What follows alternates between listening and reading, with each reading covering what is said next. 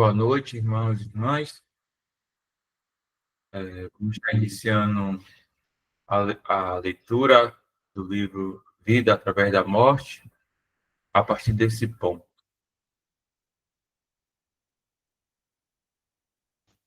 O espírito consegue liberdade, não escravidão. Qual é a sua porção?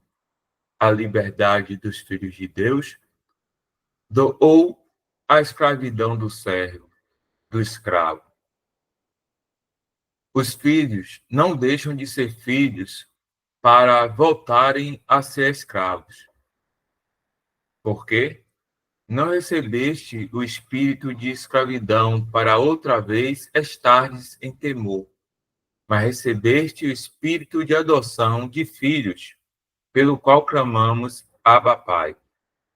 O mesmo espírito testifica com o nosso espírito que somos filhos de Deus. Romanos 8, 16 e 17. Poderia um filho deixar de ser filho?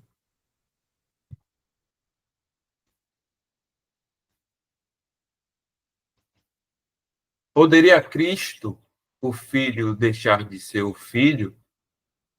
Porventura não ouvimos de seus lábios que Deus é nosso Pai, tanto quanto é Pai dele também? Este parentesco não pode nunca mudar, não pode nunca deixar de existir. Ó, as riquezas da sua graça. Que maravilha é que nós, que estamos cônscios de que tão somente merecemos sua eterna ira, tenhamos sido introduzidos em um parentesco tão imutável, filhos de Deus. Um só espírito com o filho. Agora, sem nenhuma escravidão a ser outra vez temida, mas possuindo o espírito de adoção. Será que por meio dele clamaríamos como pecadores distantes de Deus, tem misericórdia de nós? Não. Chamamos isto sim, Abba Pai. E note bem, é este o testemunho do próprio Espírito. Lembrando aos irmãos que estão em comunhão, se tiver um pensamento ou querer trazer um comentário, podem interromper. O mesmo Espírito testifica com o nosso Espírito que somos filhos de Deus. E se nós somos filhos, somos logo herdeiros também, herdeiros de Deus e co-herdeiros de Cristo. Se é certo que com ele padecemos, para que também com ele sejamos glorificados. Romanos 8, 16 e 17. Sim, os dois grandes fatos pelos quais o Espírito dá testemunho são os desta passagem: nossa permanente filiação e nossa posição de herdeiros. E em Hebreus 10, ele testemunha que somos aperfeiçoados para sempre, continuamente, pelo sacrifício único de Cristo, de maneira que Deus não se lembrará mais de nossos pecados. Não há nada que seja negado ou duvidado com maior frequência do que estes dois benditos fatos.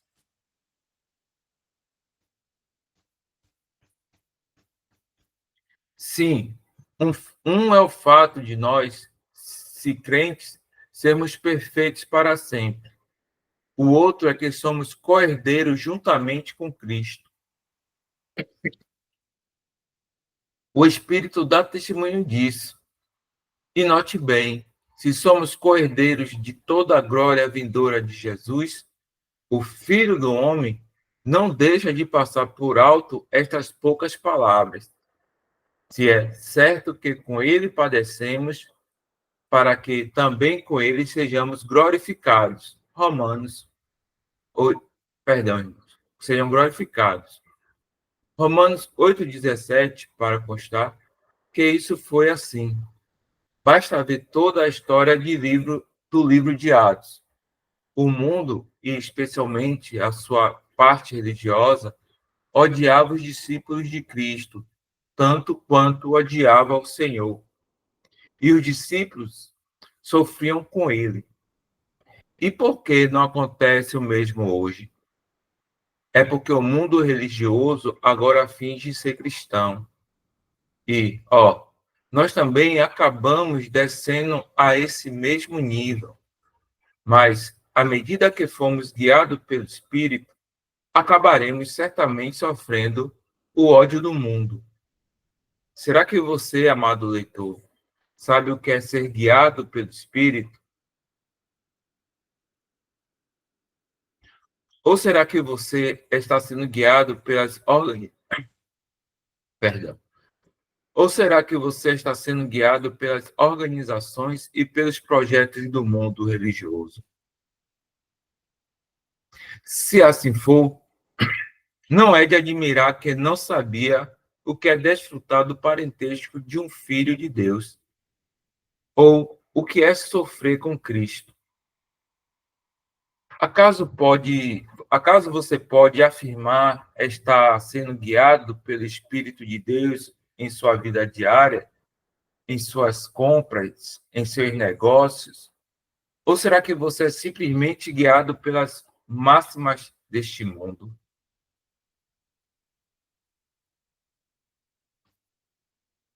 Se assim for, você está entristecendo o Espírito e não pode desfrutar do bendito parentesco dos filhos de Deus, co-herdeiros com Cristo. Trata-se de algo maravilhoso, teu Consolador. O Espírito Santo sempre habitando conosco, bem capaz de cuidar de nós e de todos os nossos interesses aqui, como filhos que somos de Deus. Que maravilha é ser guiado por Ele em todas as circunstâncias.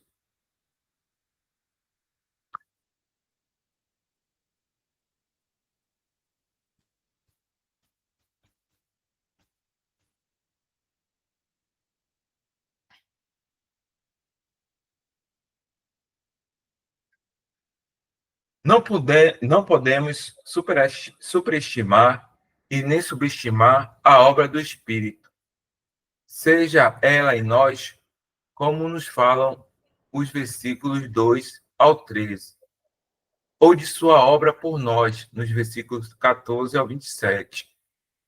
Então, até o final do capítulo, encontraremos Deus por nós, em toda a sua eterna e absoluta soberania, no seu derradeiro e tão bendito propósito para conosco, que possamos ser também glorificados juntamente com Cristo.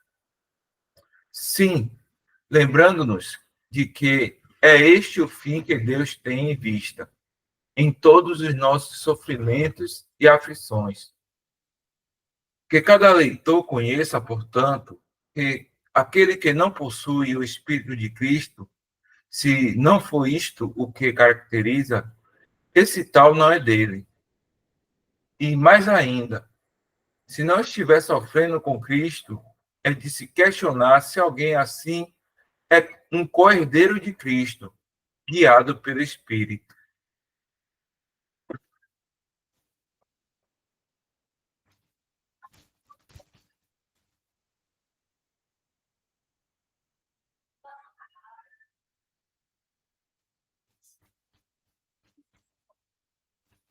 Basta recusar-se a ser guiado pelo Espírito, e você poderá receber. Perdão. Basta recusar-se a ser guiado pelo Espírito, e você poderá receber as honras e o aplauso do mundo religioso.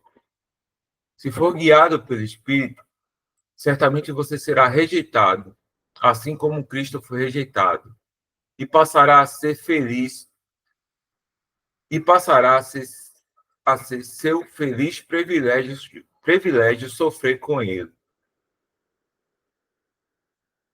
Ele mais, perdão, sofrer com ele, né? Aqui é um ponto de seguimento.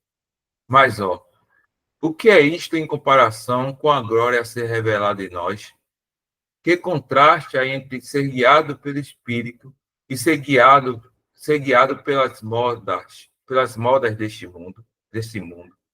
Ó, quantos são os que sacrificaram a eternidade em troca das modas deste pobre e enganado mundo, enquanto, ao mesmo tempo, fingirão sim, até mesmo pensarão ser cristãos. Engano fatal. Se for este o estado de qualquer leitor destas linhas, que Deus possa usar estas palavras para despertá-lo do seu sono enganador. Certamente, todos nós precisamos dessas percrustadoras palavras, se é certo que com ele padecemos.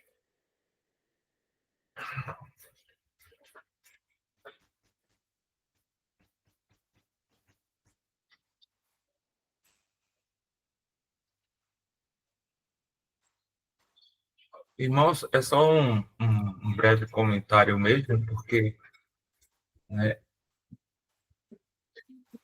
há, há um sinal, né, que não precisa de discernimento, né, que quando nós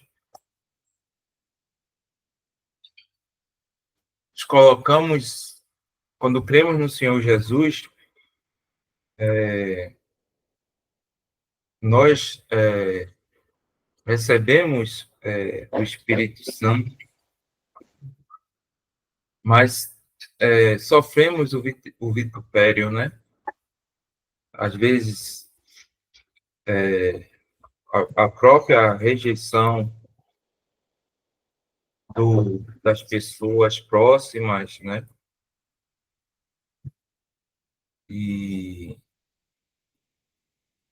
porque a questão é que não somos melhores do que nenhum outros irmãos ou do que os incrédulos, até porque o Senhor, ele veio para os doentes, mas de início é uma característica do cristão, né, na sua caminhada, né, sofrer esse vitupério, né, o vitupério também, humilhações e etc. Como está aqui escrito no finalzinho do parágrafo anterior, né, é, pegar daqui, irmãos, se fosse o estado de qualquer leitor destas linhas, que Deus possa usar estas palavras para despertá-lo do seu sono enganador. Certamente nós precisamos dessas percrutadoras palavras, se é certo que com ele padecemos. Eu, conversando até com os irmãos, que um, um cristão professo, que ele possa estar em pecado, é só para a gente ter um pensamento. No caso, ele tem pecado. A palavra diz que o Senhor corrige o filho de quem ama. Se eu não vejo nenhuma correção em mim, isso pode despertar, como está aqui, né?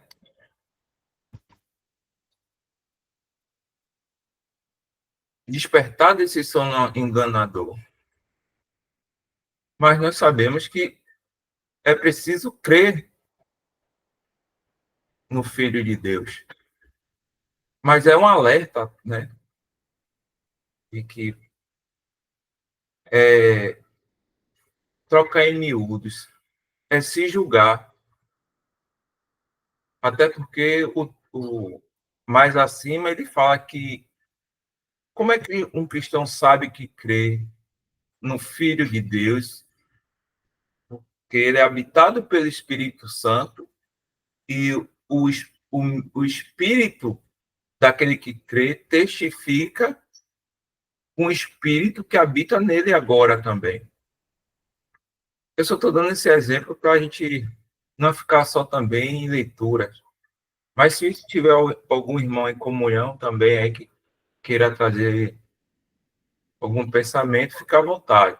Ou até me corrigir também.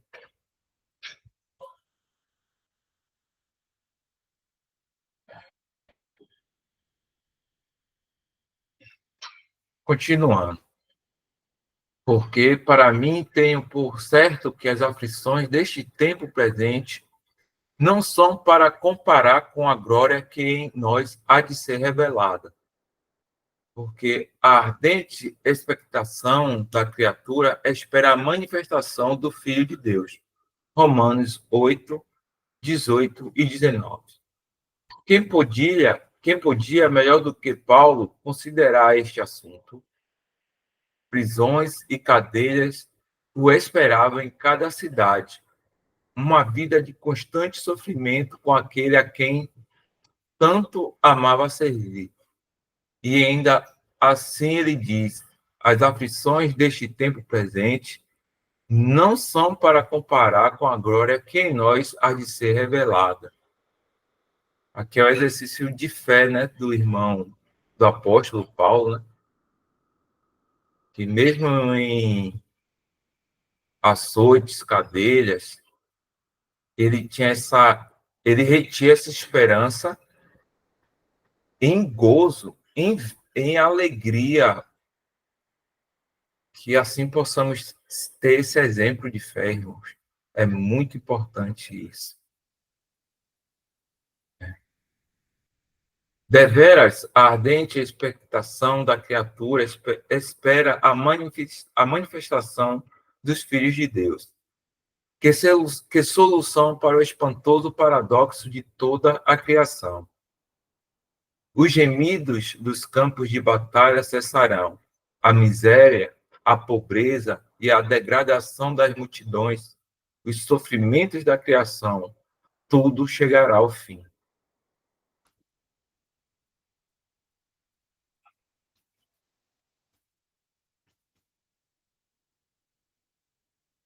Porque a criação ficou sujeita à vaidade, não por sua vontade, mas por causa do que a sujeitou, na esperança que também a mesma criatura será libertada da servidão da corrupção, para a liberdade da glória dos filhos de Deus. Romanos 8, 20 e 21. Que dia será aquele? Sim, a criação deve tomar, perdão, sim, a criação deve tomar parte da gloriosa liberdade. Ele provou a morte por cada criatura. Trata-se de um pensamento dos mais agradáveis. Sim, a miséria e a morte reinaram por tanto tempo, e o pecado do homem afetou tanto a criação. Ainda assim, a emancipação da criação devera ser o resultado da gloriosa liberdade dos filhos de Deus.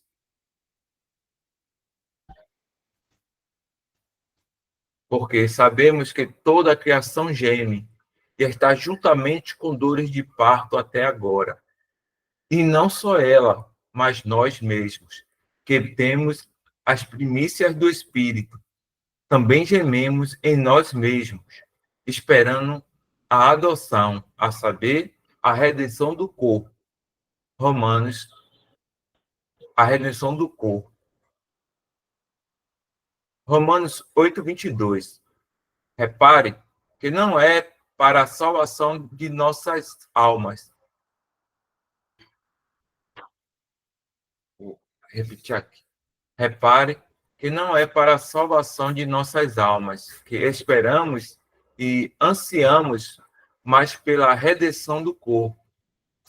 Isto pode ser tanto para os que estão na sepultura, como os que serão transformados em um momento. Isto acontecerá na vinda do Senhor. No que diz respeito ao corpo, nem mesmo nós estamos livres do sofrimento e de gemermos até a vinda de nosso Senhor. Ainda não vimos sua vinda e, por conseguinte, só podemos aguardar e ter esperança. Trata-se de um erro fatal supor que isso tudo signifique que não sabemos que temos a salvação. Pelo contrário, sabemos que temos vida eterna. Aquele que crê no Filho tem a vida eterna. João 3,36. Não há, não há esperar para tal, mas podemos aguardar em paciência pela redenção do corpo.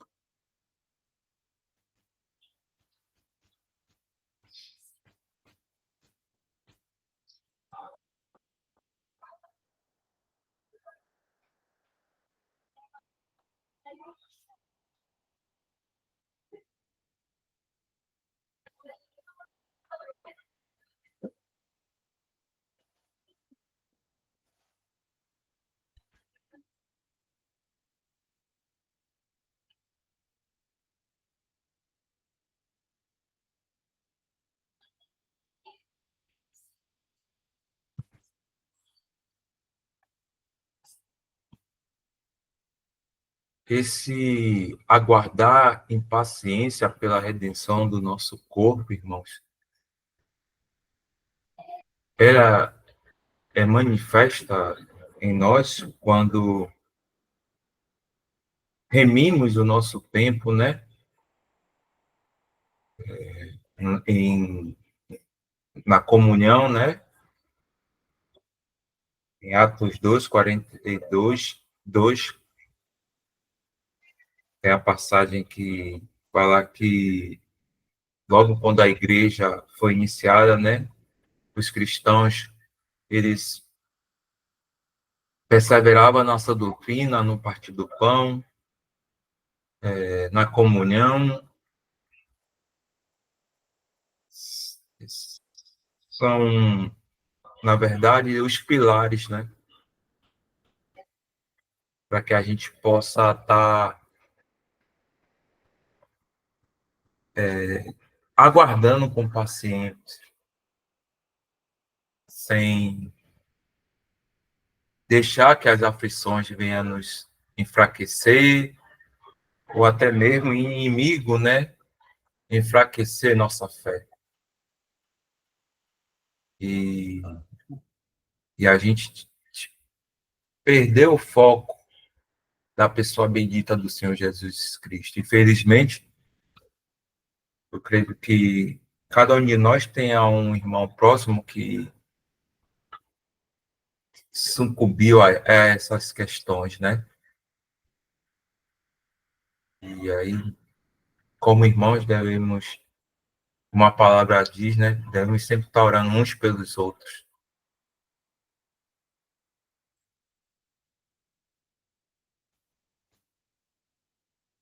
E da mesma maneira, também o Espírito ajuda as nossas fraquezas, porque não sabemos o que havemos de pedir como convém, mas o Espírito intercede por nós com gemidos inexprimíveis. E aquele que examina os corações sabe qual é a intenção do Espírito. E é ele que, segundo Deus, intercede pelos santos. Romanos 8, 26 e 27. Isto é algo extremamente bendito para nós. Ele concede tudo o que nos diz respeito, e não somente a nós, mas conhece também os planos e propósitos de Deus. Podemos estar a poucos dias ou anos da redenção do corpo. Ele certamente sabe o que é apropriado para nós em circunstâncias assim. E Deus, que ouve, conhece qual é a intenção do Espírito, perdão. E Deus, que ouve, conhece qual é a intenção do Espírito. Se não orarmos no Espírito, podemos estar certos de que estaremos pedindo coisas que são bem inconsistentes com a dispensação ou período em que vivemos. Que é importante, né, irmãos? Paulo fala para Timóteo que devemos repartir bem a palavra de Deus, né? Nós estamos na dispensação da graça, não estamos no judaísmo e não estamos num, no evangelho do reino, né? Que vai ser pregado depois que a igreja ser arrebatada, né? Então, quando o Senhor conclui a obra dele que é perfeita, ele resolve todos os problemas aqui nesta terra, por mais que passamos por aflições, porque nossa esperança não está em nada aqui nessa terra. Né? Por isso que devemos, nos evangelhos, diz, né, buscar primeiro as coisas do alto, né? Buscar primeiro as coisas do alto. E as demais coisas serão acrescentadas. Né? E crendo que o Senhor, ele é zeloso, né?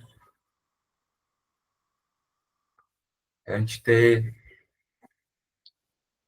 isso em mente.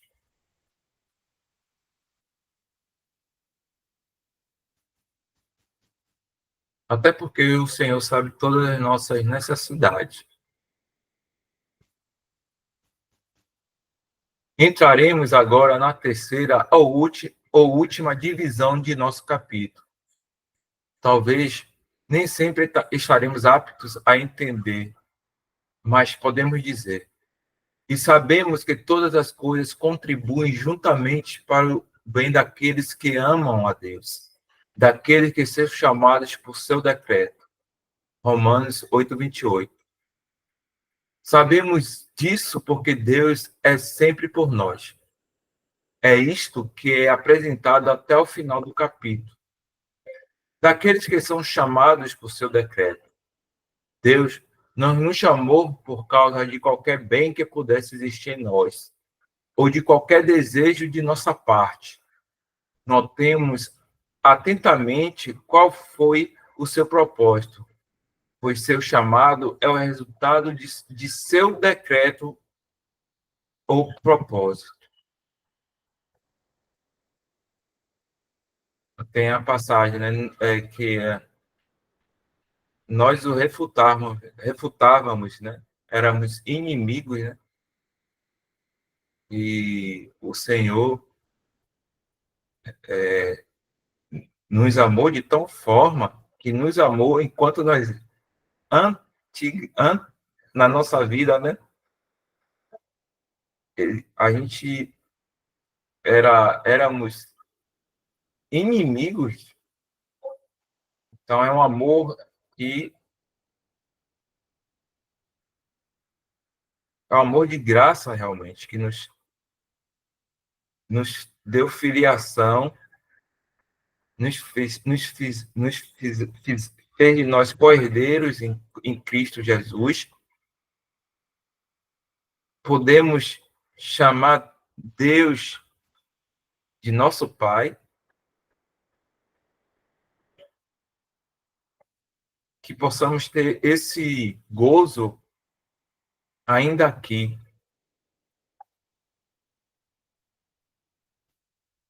antes de o Senhor nos tirar deste mundo.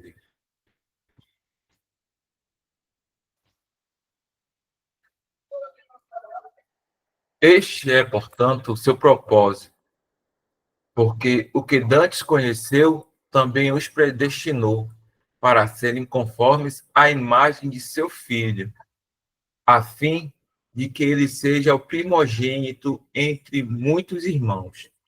Romanos 8:29. Ele conhecia de antemão aqueles que iria chamar, e ele os predestinou, aqueles que chamou para este destino glorioso, para que sejam como seu filho, conformados à sua imagem. Que propósito tremendo este, que seu filho fosse o primogênito entre muitos irmãos.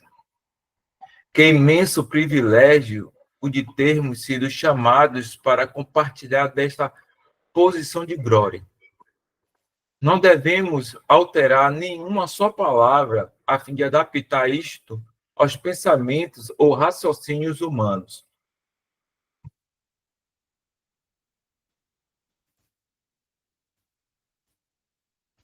E aos que predestinou, a estes também chamou. E aos que chamou, a estes também justificou. E aos que justificou, a este também glorificou. Romanos 8:30. Aqui é tudo de Deus, que não pode falhar. Esta é a sua ordem. Esta é a sua ordem. Predestinados, chamados, justificados, glorificados, de eternidade a eternidade. Que sequência maravilhosa! Que consolo inestimável para os tão sofridos filhos de Deus. Porventura, ele não nos chamou? Então, isto prova que ele nos predestinou e ele nos justificou e não deixará de nos levar para a glória. A fé certamente confiará nele. A incredulidade, com prazer, deixaria que Satanás introduzisse raciocínios que eliminasse toda essa verdade fundamental. Que diremos, pois, a estas coisas? Se Deus é por nós, quem será contra nós? Romanos 8:31. Sim, se Deus é assim por nós, quem ou o que pode ser contra nós? Veja como aprove a Deus nos persuadir disto.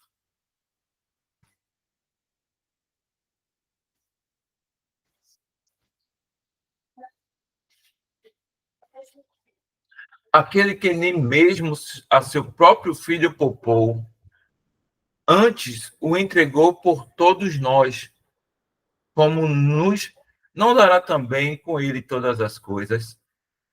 Romanos 8:32. Alguma dúvida? Fica assim manifesto que todas as coisas devem cooperar para o nosso bem, já que Deus não poupou nem seu próprio filho. Que amor eterno e infinito teve ele ao entregá-lo por todos nós. Podemos esperar, podemos esperar seja o que for, tendo em vista a imensidão e o caráter deste amor.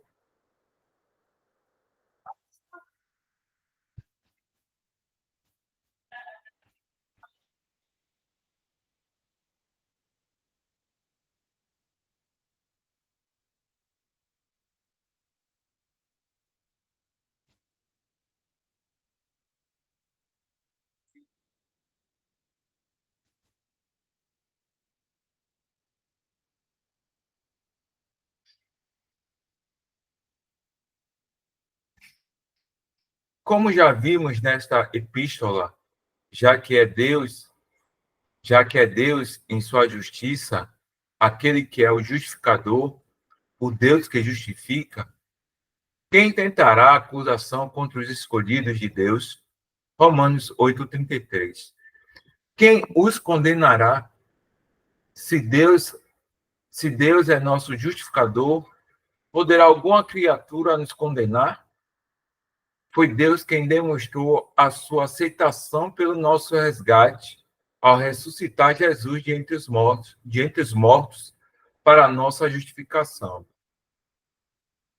Deus o entregou por todos nós, e ele o ressuscitou de entre os mortos para a justificação de todos, de nós todos. e ele é a imutável justiça de todos os eleitos de Deus. Quem os condenará? Romanos 8:34. Deus não pode nos condenar sem condenar a ele que foi levantado de entre os mortos para ser nossa justiça. Nossa justificação não poderia ser mais perfeita, pois tudo vem de Deus. Nossa justificação, portanto, é de Deus e é completa e estabelecida eternamente. Resta apenas mais uma questão. Poderá qualquer circunstância alterar o amor de Cristo ou alterar o amor de Deus em Cristo para conosco? Há tantos que duvidam que o amor de Cristo possa permanecer caso não mereçamos continuamente, que esta acaba sendo uma questão de grande importância. Será que não se trata de um grande erro supor que alguma vez tenhamos merecemos ou iremos merecer esse amor?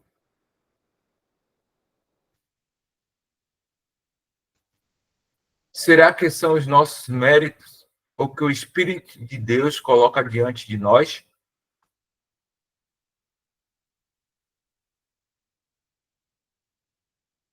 Leia do versículo 34 ao 39. Veja quão belo e simples é. Ele coloca Cristo diante de nós. Vamos acompanhar a palavra, uma sentença após a outra. É Cristo quem morreu. Romanos 8:34. Será que ele morreu por nós porque merecíamos o seu amor? Poderia existir um amor como este e ainda por cima, amor por nós quando mortos em delitos e pecados? Ou antes, quem ressuscitou dentre os mortos? Romanos. Quem ressuscitou dentre os mortos? Romanos 8:34.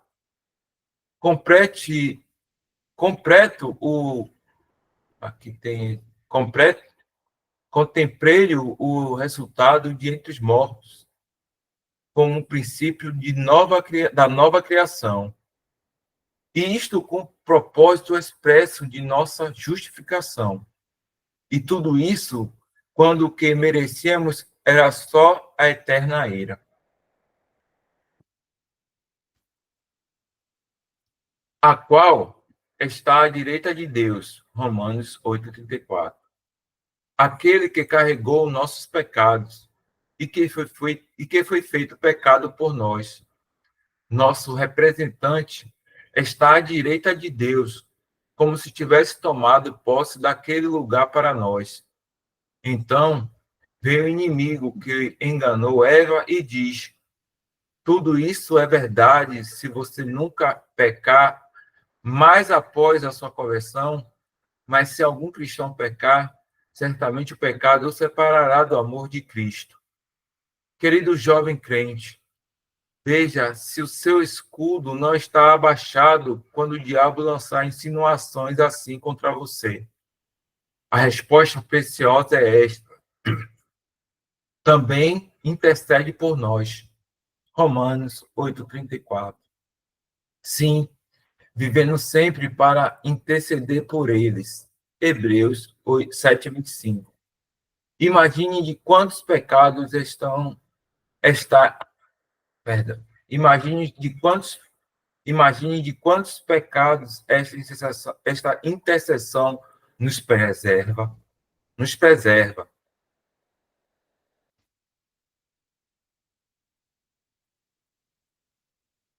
Mas será que se um crente, um filho de Deus, por causa de seu descuido pecar, será que ele irá assim, ainda assim, em seu infinito e imutável amor, interceder pela causa daquele que caiu? Meus filhinhos, estas coisas vos escrevo para que não pequeis. E se alguém pecar, temos um advogado para com o Pai, Jesus Cristo, o justo. E ele é a apropriação pelos nossos pecados. 1 João 2:1 e 2. Sim, mesmo então, em imutável amor, ele é o mesmo Jesus que também intercede por nós. Assim, tudo provém de Deus e não pode falhar. Leia agora toda a lista apresentada por estes versículos e fiquemos persuadidos, como estava o apóstolo, de que nada nos poderá separar do amor de Deus, que está em Cristo Jesus, nosso Senhor. Romanos 8:39. Nada, irmãos, nada pode nos separar do amor de Deus. O que acontece na maioria da nossa caminhada é que, por fraqueza, ou até por nós não buscarmos caminhar, né, em integridade com o Senhor, ou não ter nossos exercícios e nos encher das coisas do Senhor, certamente as coisas do mundo vão preencher esse espaço. Né? Por isso que nós devemos sermos constantes, né, na leitura da palavra, na comunhão, nos exercícios, né, da própria Assembleia, para que a gente não seja, para que a gente não retroceda, né? Porque o inimigo está aí para que a gente decaia na fé, né? Decaia, né? Vamos estar aqui finalizando, então.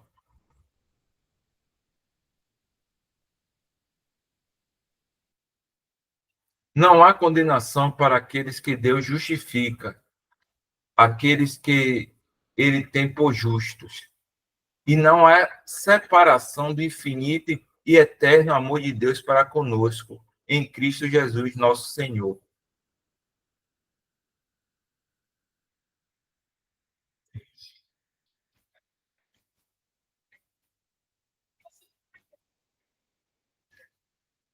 Irmãos, já são 9:03,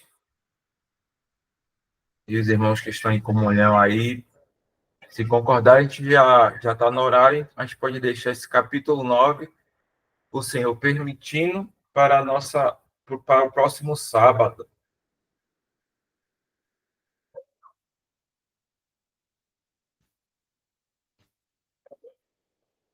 Tudo bem aí, irmãos? Claudiomar, Renan,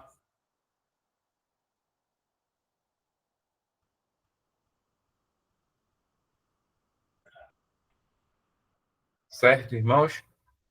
Graças ao Senhor, mais esta leitura. Vou estar tirando a gravação. Renata, tranquilo aí para agradecer?